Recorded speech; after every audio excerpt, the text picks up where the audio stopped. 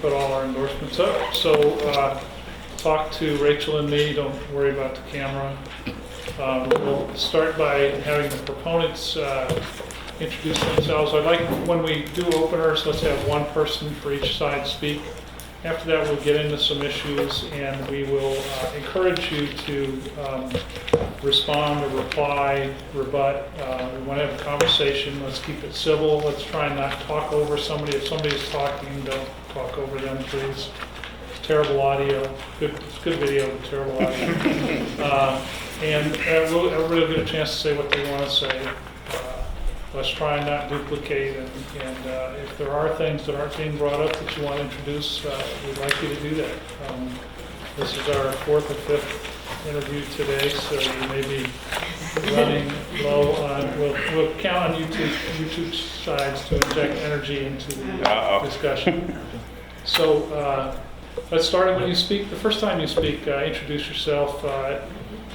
Give an affiliation. I'm 104, but I am also, so people know who you are.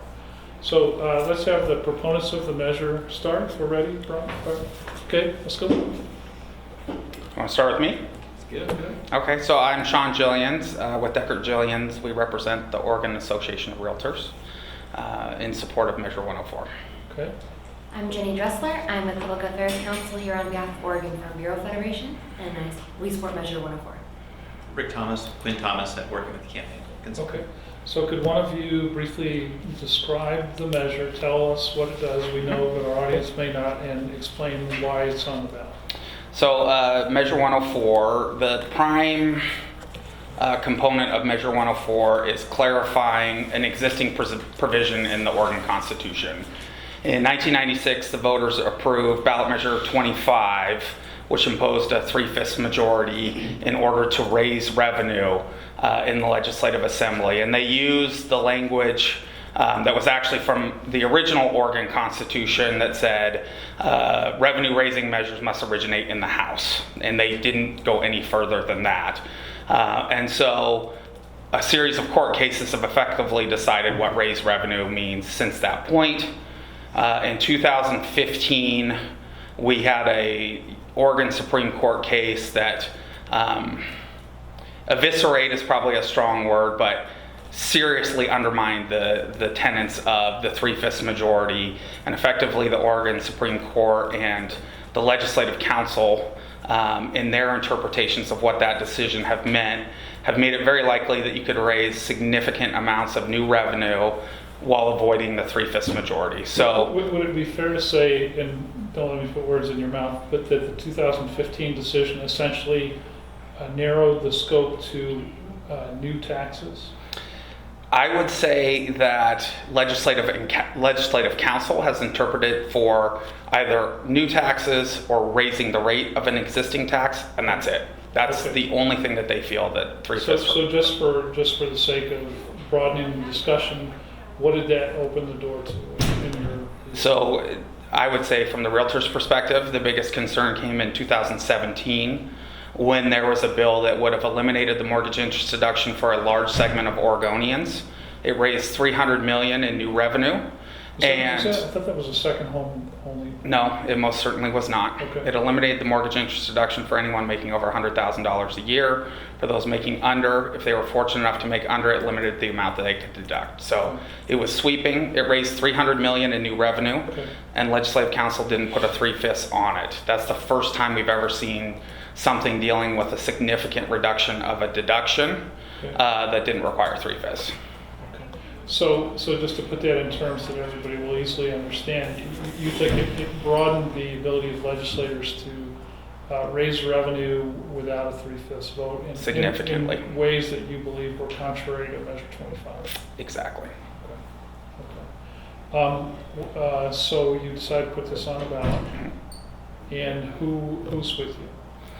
So we have a broad group of stakeholders. It ranges from local chambers to the Farm Bureau to the Realtors Association.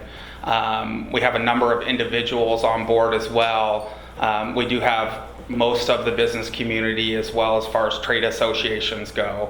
But really the driving force when we saw it originally was homeowners and protecting the mortgage interest deduction and the property tax deductions, which are the foundation of incentives for homeownership. Okay, great. So if you guys would introduce yourselves, and then if one of you will sort of give us a broad brush description of why you oppose the measure. Great. I'll start. I'm Catherine Dreesen with the No on 104 campaign. I'm also the communications director at Our Oregon. John Bartholomew, Government Relations Director at AARP Oregon. Becca Eurocloud with the No on 104 and also with Our Oregon. Joe Basler, I'm the Associate Director at Oregon AFSCME. Okay, which of you would like Sure. to? So I will launch in? start this ground to cover, but I'll make it quick in this first round. I mean, first of all, this is a measure that would be first in the nation and not in the way that we like to be first in the nation. There's no other state that has this vast expansion, and I just want to really emphasize this vast expansion. The proponents talk about clarifying, but it vastly expands what would be covered under the 3/5 majorities to all credits, deductions, all tax exemptions, all fees. So here's a nice little list of more than 2,400 fees that would have to go through this approval process, this arduous approval process of 3/5 majority, and would lead to DC-style gridlock. Fees that would have otherwise been kind of routine are going to be horse trades for larger. Give us a couple of examples. I mean, there are 2,400, but give us two that people could identify with easily. Well, two that I can identify with personally is, licensing fees. So if you're a nurse or a care provider in the state of Oregon, you have to pay a licensing fee. So that would become a political football, even if the industry and the profession agrees with the regulatory board, which was the case when I served on the public as a public member of the State Board of Nursing. We all went to the legislature to say, let's raise the licensing fee because we needed more inspectors to actually ensure patient safety. Folks who were, looking at nurses on probation, and nurses agreed to this. And that budget with the new fee increase did not pass, but it passed by, I think, 34 votes. So it would not have made the threshold of a 3/5 majority. It also includes every budget bill that has a fee adjustment in it. So every single budget bill, some of which are routine now, others which are contentious, but every budget bill would be contentious because it would require a 3/5 majority. It makes the role, I think, of a contract lobbyist a lot easier. You just have to get a small number. It's really kind of tyranny of the minority in this process. And it would just make the legislature's job a lot harder, especially, again, towards the end goal of revenue reform. I just have to point out, I don't think I've ever heard someone say, Mr. Gillians, you said if you were fortunate enough to make under $100,000, just in terms of the contrast of the mortgage deduction. And to talk about the mortgage deduction, this is so expansive that it applies to things that are revenue neutral.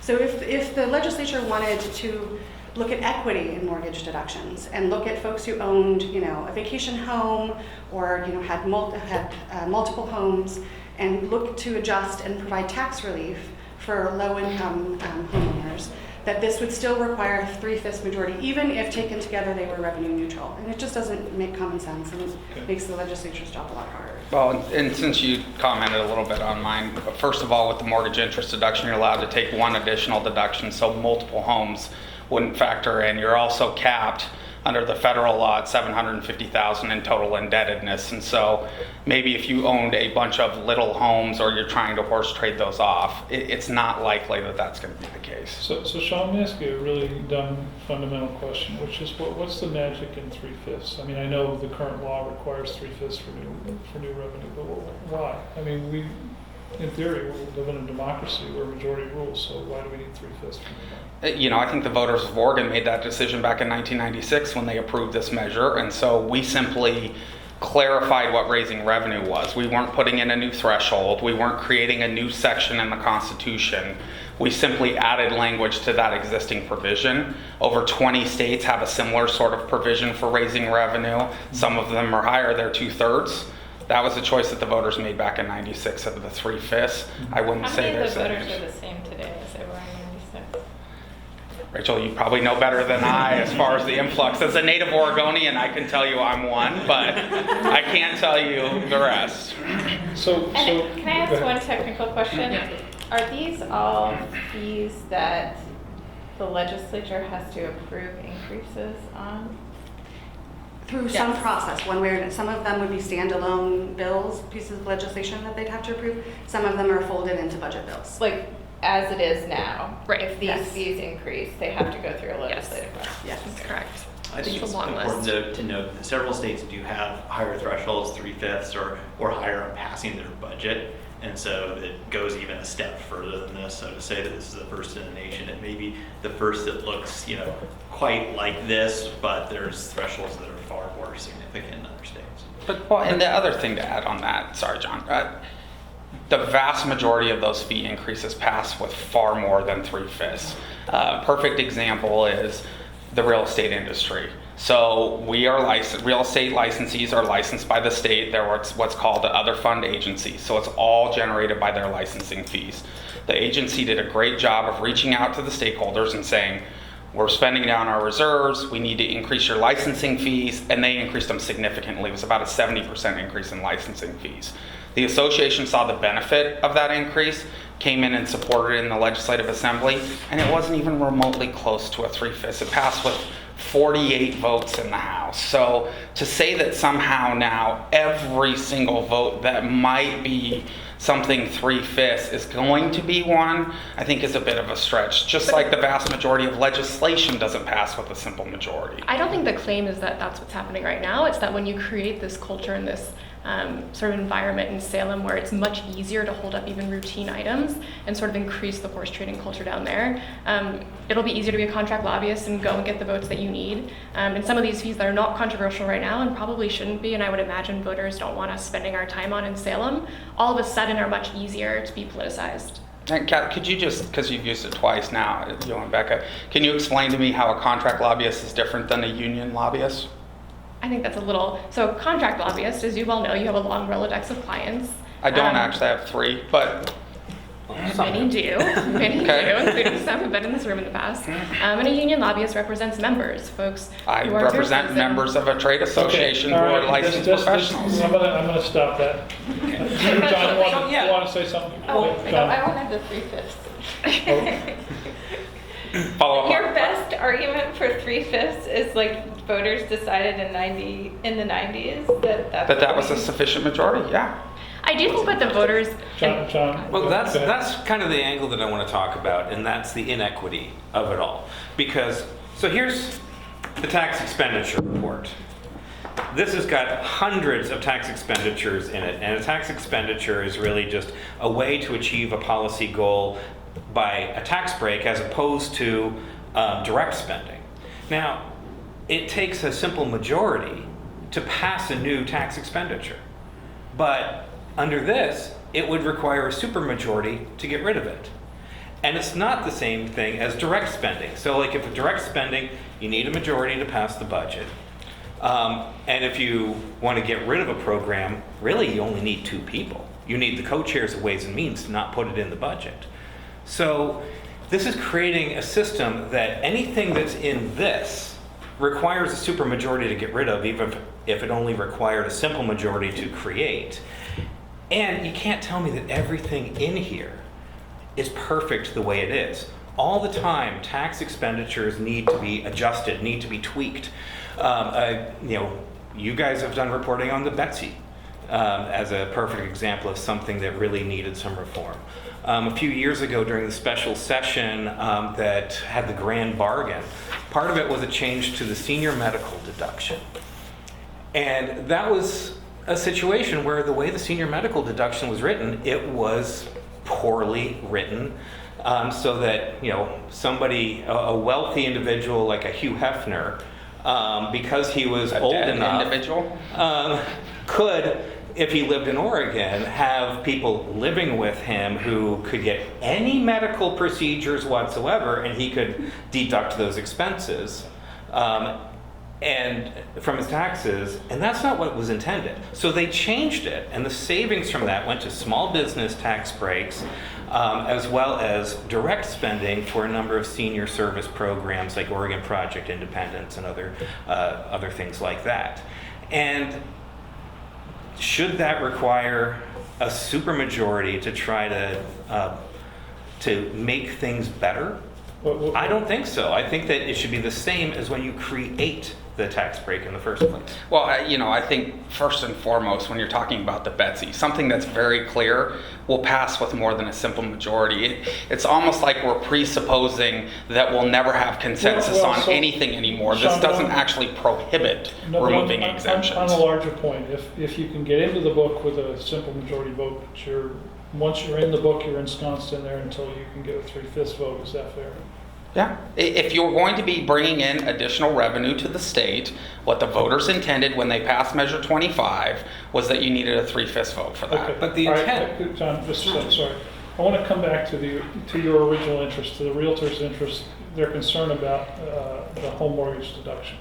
So you and I both know that there are states that don't have a home mortgage interest deduction either because they don't have an income tax or they just don't allow it. Several of those states have a higher rate of home ownership than Oregon. So I wish I still had the data from the testifying on that day. The state that's cited routinely is West Virginia.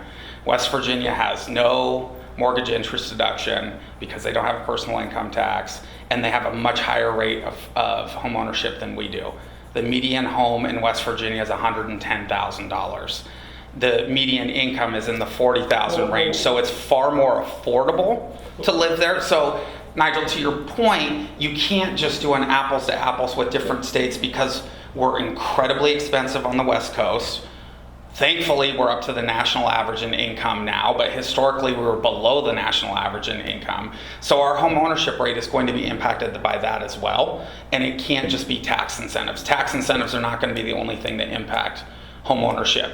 When it was put in the federal tax code at the inception of the code, the hope wasn't to incentivize home ownership. That's why they put it in there, because they saw the societal benefits of home ownership, building wealth for the middle class, children that succeed more in school if they're in a home that's owned. So that was the purpose for putting it in, but you can't equate the two and say that's the only reason home ownership is one way or another. well, I mean, from a pure practical point of view, a realtor cares about velocity, right? They want to sell a home and then sell it again and then sell it again. Realtors live in these communities too. They care about vibrant schools, they care about good neighborhoods. Yeah. They don't just care about velocity. And the other part is, when you get to a point where people can no longer afford to purchase homes, that's a problem for the industry regardless of the price there. Yeah, but I mean, subsidizing home purchases has tended to make them more expensive, not less, right?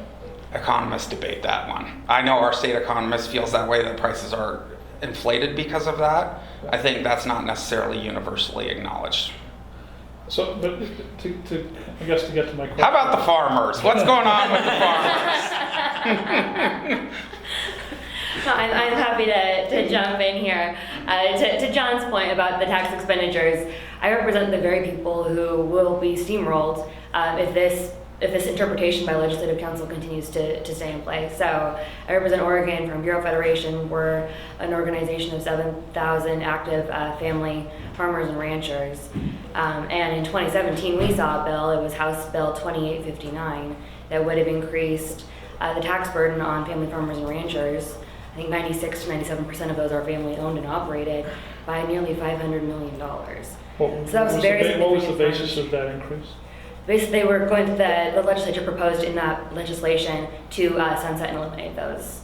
Their personal property tax exemptions, their farm use assessment, and their home site assessment. And those were put in place around the time that Senate Bill 100 was, with the recognition that it is a societal benefit to keep family farmers and ranchers on the landscape. But most sunsetted legislation, most sunsetted tax expenditures get reauthorized, frankly. And it's a principle that you sunset a tax expenditure because direct spending gets revisited every year. And tax expenditures do not. Once they're in unless there's a sunset. Yeah, but I think on that, what you're looking at there is, it's very different for some credit that's a short-term thing, but when you're looking about whether or not you can afford to keep your farm and whether or not those provisions are going to remain, I know that people inside Salem say, oh, don't worry, it'll be reauthorized. Someone making a life or death decision on their family farm can't say, oh, don't worry, Salem will take care of it. Right. I mean, that's why we saw 200 people show up that day to come and testify. They were terrified of what would happen to them and their families. Okay, so, But did it not pass? It ended up not passing, no.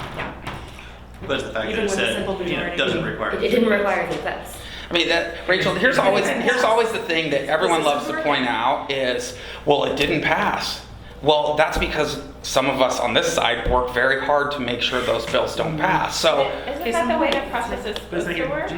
but why is it any less valid that people would be concerned that they're going to lose that exemption or deduction if people happen to stop it? You've I mean, actually you're- successfully stopped me from raising a fee one time. It was we had a delightful time. I was trying to raise the recording fee for documents because the fee wasn't actually raising enough money to serve the purpose it was designed for, and we put a bill in and argued that it should be increased. And Jillian's and quite a few other lobbyists showed up to testify against it, and it went down. Didn't even get a vote. It died in the committee. And yet the system works. we just tripled it this last session to go to affordable housing. So, okay, so I think you got interrupted, Jay. yeah, sorry. Oh, no, I Apologize. made my point. Okay, okay.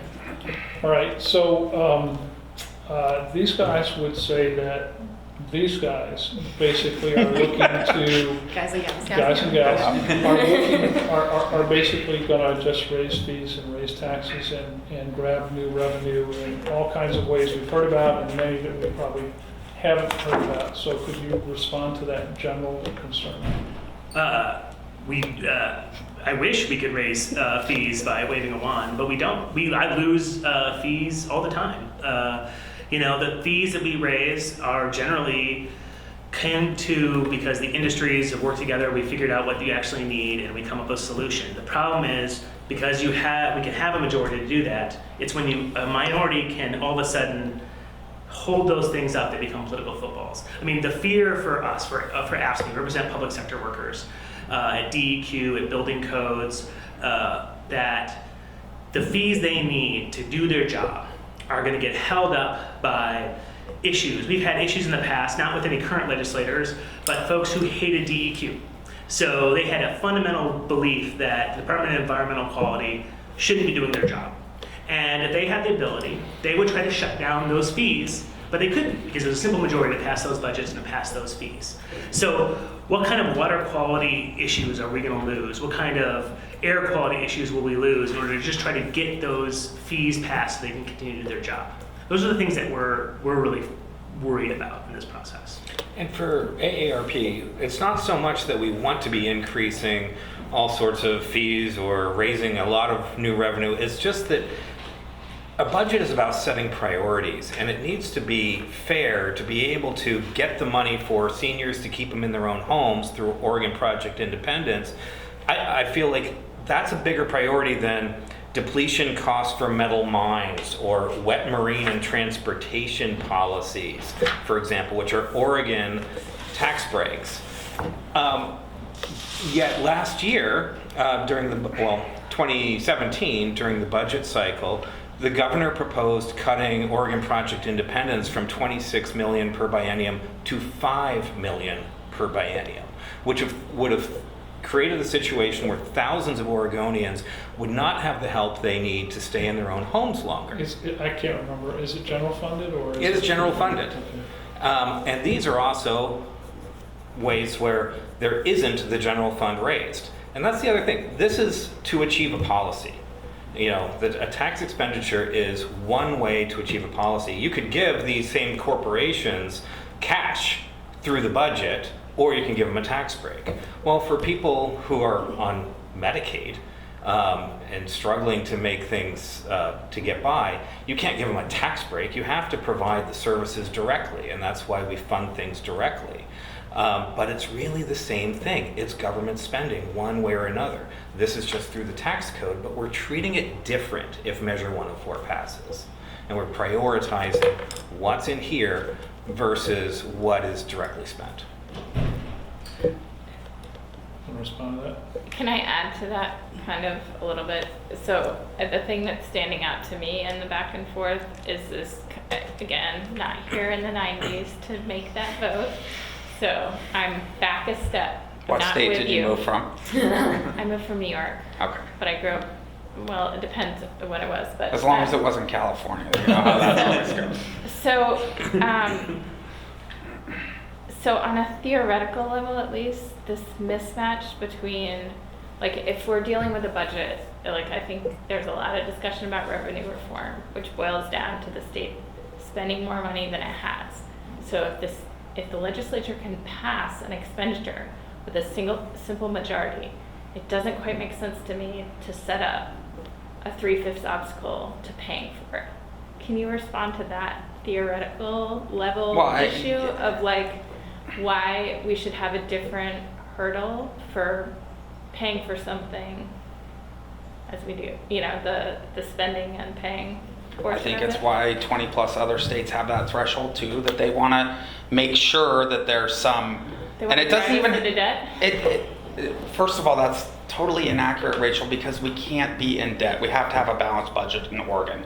So we never spend more than we bring in. There are choices that have to be made. We also have record-setting revenues right now, record-setting revenues. So to say that somehow the state is going bankrupt is probably a bit of a stretch on that. So to get back to your question about why 3/5 and why 20 plus other states agree with putting some sort of threshold, they want to ensure that there's broad consensus about raising new revenue and raising taxes. That's what they want to see achieved. They don't want to see a select group of legislators from the largest city in the state have the dominance to impact the rest of the state without even talking to them when you're looking to raise significant amount of taxes on folks. To be clear, that's what we have now. We do have a 3/5 majority if you want to raise taxes in Oregon. So this is, again, what makes it so unnecessary. And when you put in, you know, I served on the explanatory statement committee with Mr. Gillians, and we went back and forth about this conversation about how there's no definition of fees. Those fees will be included, but we really have there's no statutory definition, there's no case law definition around fees. We argued to put in a definition of fees, so there would be some clarity. And the proponent said, no, thank you. So this could be vastly expanded beyond the 2,400 fees that the Department of Administrative Services talks about. It could cover penalties. So now do we have, if we want to increase a penalty, criminal penalty on someone, is it going to require the 3/5 majority? It doesn't make sense to me. I'm very curious actually about the motivation behind the proponents throwing fees in there. We haven't talked about that a whole lot here. So I'm just curious as to why that is even included in the measure. Well, and I think back to our explanatory statement, what we said is if you want to define all the fees, we want to define deductions and credits and give examples of those as well. You wanted to put an example of fee, I wanted to put mortgage interest deduction as an example of deduction, and we ultimately decided as a group of 5 that probably wasn't productive to put all that language in. So why are fees included in the measure? I think in the last couple of years, we have seen legislation proposed that would bring in significant amount of revenue. One in particular would have brought in $1.4 billion in new revenue. Talking about cap and trade Yeah, or clean energy yeah. jobs or... Yeah, whichever language you want to talk about it. And it's not about the policy. That's not the reason for this. It's about the mechanism and how it was used. And would have raised $1.4 billion in new revenue. That's scored by the Legislative Revenue Office. That's not a number we came up with. And it didn't require a 3/5. It was deemed a fee rather than a tax, even though the people paying the fee were not receiving any benefit or service for paying that fee, which is historically what a fee is for. Were Can I you just both- push go back ahead. on the statement that you just made that that wasn't a motivator? Paul Cosgrove, who I'm assuming has clients who care very deeply about the outcome of Cap and Invest, said definitively in the room, we saw them do that, that's why we put it in. And then we had a robust conversation about, okay, well, why didn't you narrow it to that particular issue because you thought you were going to lose in the legislature? So I think it's disingenuous to say that wasn't the motivation because they're No, on the mechanism absolutely they're on is. the record of saying. The mechanism is absolutely the motivation, and I've said that repeatedly. So 2 years ago, Measure 97, where were you on that? Opposed. And wasn't one of the primary arguments that you put forward, you as a group, that you shouldn't... Oh, now I'm lumped in with everyone in the, okay. You shouldn't be making complex tax policy at the ballot box? I don't remember ever saying that particular provision. I think it was that it was a hidden sales tax. That was the number one thing.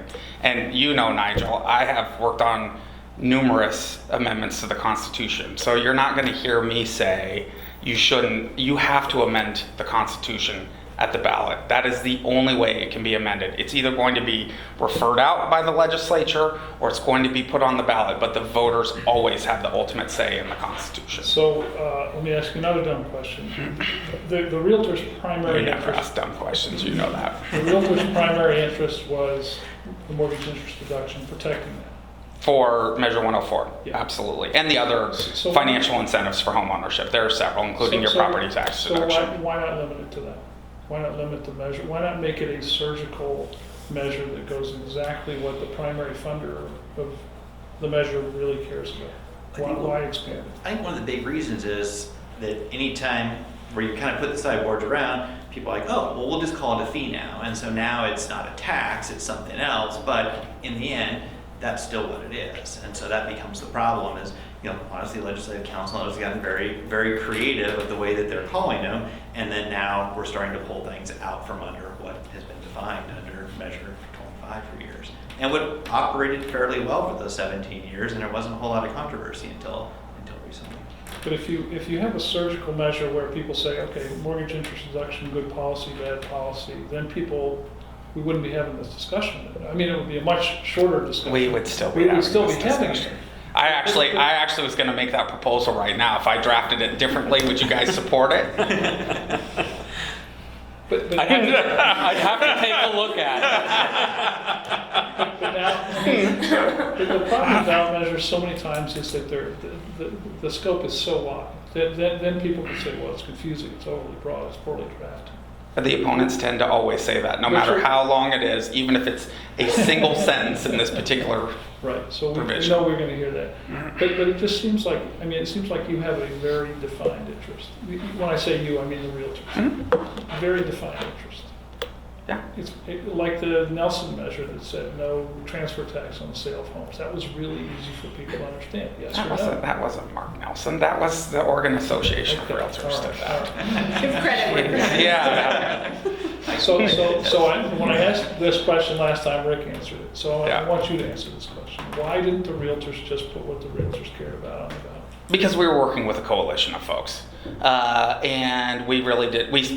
When you see something that can raise $1.4 billion in new revenue and not call it a tax, that's very, very concerning. And so it was honestly at that point, when that figure came out of $1.4 billion and Legislative Council was sticking to their interpretation that no, this is not a tax, this is a fee and thus avoids the 3/5 requirement, that was where we said, well, obviously we're going to have to include fees now because that will be the next front. Okay. Right? First, it'll be a Supreme Court case weakening the existing law. Now, all of a sudden, everything will be called a fee, and we'll have to sue in court over and over again and get Oregon Supreme Court precedent to see what fees required it or not. You're going to have to do that now because there is no statutory definition of a fee. I mean, you say you want to solve a problem, yet you're creating 2,400 other problems, right? It just doesn't. And we talk a lot about the will of the voters. If you look back to the actual measure, it's very clear. They said they want the 3/5 to apply to a bill whose primary purpose is to raise revenue. Even in the explanatory statement, it says for all other incidental reasons, this doesn't apply. And then the proponents at the time were very clear on the campaign trail and in their voters pamphlet statement, they purposely excluded fees because it would lead to gridlock. And so it's funny how that has left our consciousness in this conversation. And I think the proponents at the time never anticipated $1.4 billion in new revenue couched as a fee. So talk about that $1.4 billion. There's a lot of money, even gets the attention of sleepy. Well, I think it just goes back to the point you made earlier. Like if they have a particular objection, if they want to look at the mortgage deduction or if they want to look at this cap and invest, then be surgical about it. Then why throw the baby out with the bathwater or the whole bathtub? I mean, it just doesn't make any sense. If they had particular interest, then why cause more problems than they're looking to serve to address for their clients? Let's stipulate for a second that the $1.4 billion is a good number. So is it appropriate for the legislature to increase new revenue by $1.4 billion? That's not for me to say. No? You don't have an opinion on that? I don't. I mean, I'm here representing a coalition. I imagine there are multiple opinions on the 100+ Well, let's hear a coalition. couple of them. We got 4 of you here. Joe, what's your opinion on that? To be honest, I think it was a little high. I think it's a lot less now. Okay, well, let's. What do you want my opinion Maybe it is. You said 1.4. I thought 1.4. No, I'm not asking about the number. I'm asking Oh. about whether it's appropriate for a simple majority vote to result in the increase in revenue of, in that magnitude.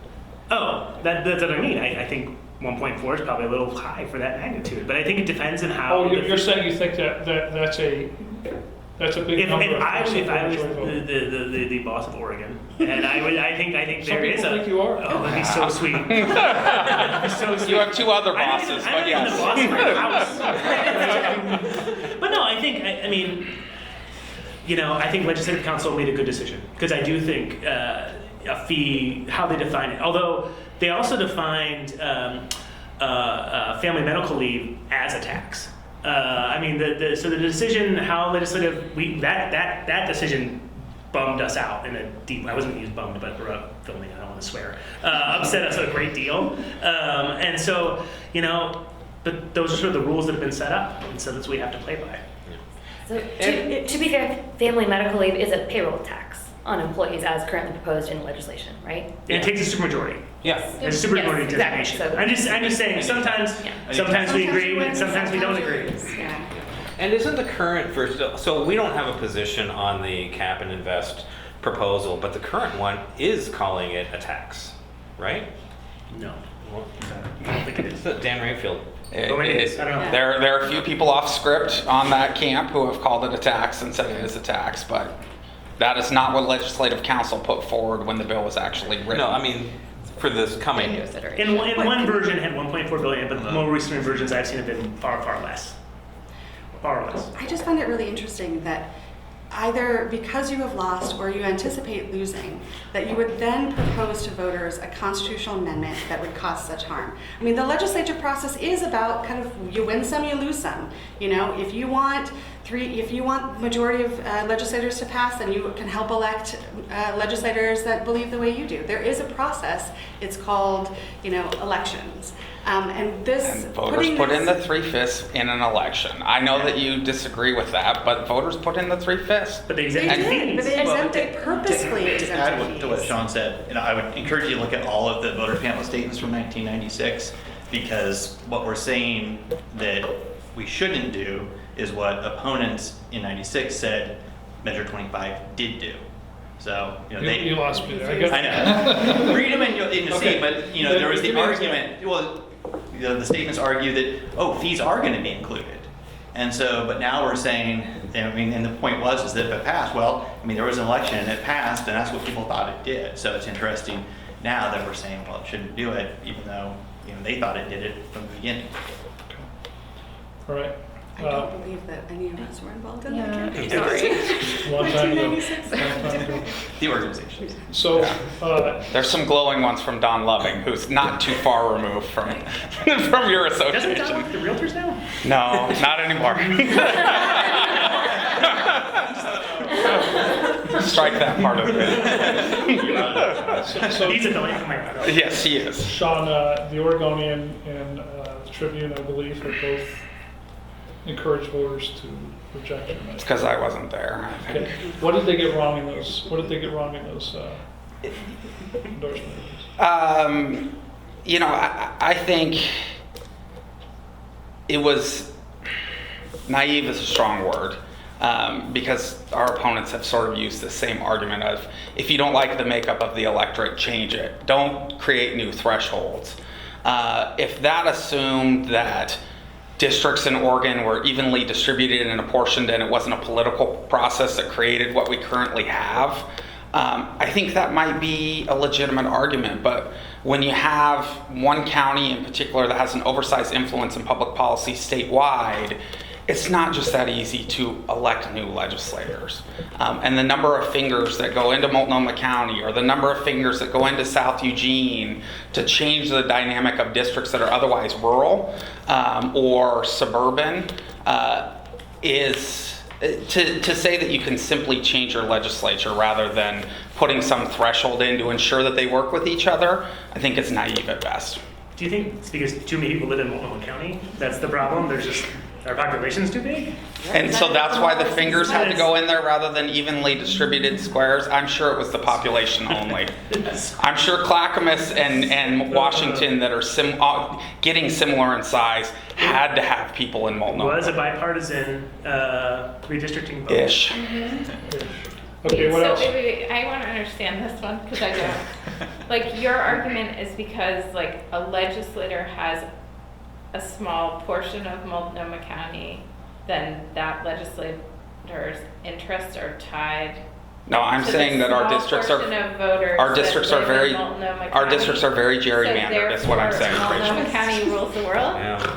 I'm saying that our districts are very gerrymandered, much like The least gerrymandered of one of the states in the country. Yeah. Come on. oh that Oh, I would as common cause. since they had a hand in drawing the legislative districts, I'm sure they feel that they're not gerrymandered. But for those of us who didn't really have a hand in it, And so how much of the what percentage of the legislature represents some portion of Multnomah County? I'll have to get back to you on that, Rachel. But it is extraordinarily high versus how many people are in the legislative assembly. It's So extraordinarily you high think how many it's- fingers went in there. It's more than 50? No, there's only 60 members of the House. No, I mean more than Oh, 50%. I can't remember the number off the top of my head. Okay, we'll come back to Sorry, gerrymandering yeah. next Yep. year. Yeah. Yes, you will, actually. Yeah. Yes, we will. We would like to hear anything else that you guys would like to say that you haven't said. I think we've pretty well covered it. I mean, I would say the takeaway for us here is that it's an overly expansive, overly broad measure. We've talked a lot about a couple of particular niche issues, which, as I think Becca mentioned, could have been targeted in more specific ways. Instead, what you have is really an unprecedented, we think sort of broadest in the country measure on the ballot that's going to be locked into the Constitution. And effectively what it creates is, instead of, I think, a supermajority is one way to talk about it, but it really does, in many ways, create a superminority that will return even small, what should be routine transactions into a potentially endless game of political football. And we think it's a really problematic measure. You guys want to? Now, since it's the Sean show, and I feel sorry these two even had to come, but Everybody likes to listen to you. no one likes to listen to me, Nigel. I can't like listen to you. Even when you Basler and I do love to go back and forth. That's true.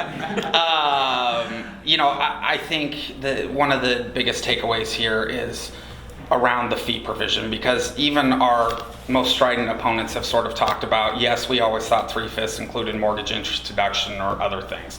The court certainly doesn't interpret that, but some of our strongest opponents in the legislature have said they always thought that. The fee provision, the vast majority of fees in the Oregon Legislative Assembly pass with significantly more than a simple majority, significantly more, and significantly more than the 3/5. And so to somehow say that because you're going to have to talk potentially, we're not even saying they definitely have to talk to the other party, because this election cycle could come down to a point where Democrats have supermajorities in both chambers, and they could pass it without talking to Republicans on it. But to somehow imply that having to talk across the aisle is gridlock and that you should at least have some conversations, I think is making the Oregon legislature more black and white than it is. And I went back and in our voters pamphlet statement, we have some current and former legislators who support the measure in there. And we were talking about the 30-30 session and how Oregon got national accolades. When people thought that we would fail and be gridlock, we were the exact opposite. And we really demonstrated what we could do when the parties had to work together. And I think to say that it's just going to grind to a halt otherwise, I think does us sort of a disservice in our legislative assembly. I think it's naive to think that this measure will not completely change the conditions of the legislative process. That, if you look at, there's a consistent voting bloc of folks who vote against every budget bill or against every fee. You are essentially handing them over the keys to the state capitol, right? Giving them more power. Is there a consistent block of 25 that votes against every budget bill? The Senate. What's that? Senate. Yeah. You need 13 in the Senate, right? So 13 people in the Senate can essentially... Require additional conversation for something that's important. Horse trade. Jenny, So do you- Rick, anything? Do you not believe that argument that it'll create a No, system absolutely of not. more? That's exactly why I just talked about 30. Were you out here when we had the 30-30 legislative assembly in 2010? So we've seen it in recent history. This isn't back in 96 or anything else. This is 2010 election, 2011 legislative assembly. Our house was split 30-30. Each committee had a chair from each party on it. We had co-speakers. Yeah, but that doesn't really answer the question. Like the criticism. How does it not? No, but the criticism, like now, say Democrats are in control but don't have 3/5. Like their argument that this just will foster more horse trading in Salem. Do you completely not buy that there will be more leverage for some lobbyists to hold up? This is not legislation? about lobbyists at all. This is not about I- lobbyists. Rachel, I'm just going to stop on that note. Honestly, Okay, I can okay. tell where you're at on this measure, and I feel like it's. I don't think you can. I 'cause I feel don't like I know. can. I don't feel like this is productive, honestly. Okay. Okay, anything anybody else wants to say that they haven't said? Awesome, thanks for coming. Thanks, guys. Thank you.